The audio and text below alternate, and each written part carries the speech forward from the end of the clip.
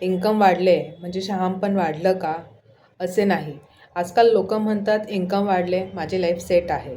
नवीन घर, नवीन कार, दर 6 महिन्याला व्हॅकेशन, ब्रँडेड लाईफस्टाईल, अजून काय पाहिजे? एक प्रश्न विचारू? इन्कम वाढली, पण तुमची इन्व्हेस्टमेंट वाढली का? आजकाल सॅलरीज 80,000 असेल, तर आपण लाईफस्टाईलवर खर्च 75,000 पर्यंत करतो. सेविंग्स नेक्स्ट मंथ बघू. हेल्थ इन्शुरन्स कंपनी देते ना. टर्म इन्शुरन्स अजून वेळ आहे. रिॲलिटी चेक अशी आहे की इन्कम वाढले म्हणजे श्रीमंत झाले असं नाही. तुम्ही वेल्थ वाढले म्हणजे तुम्ही खरंच श्रीमंत होतात.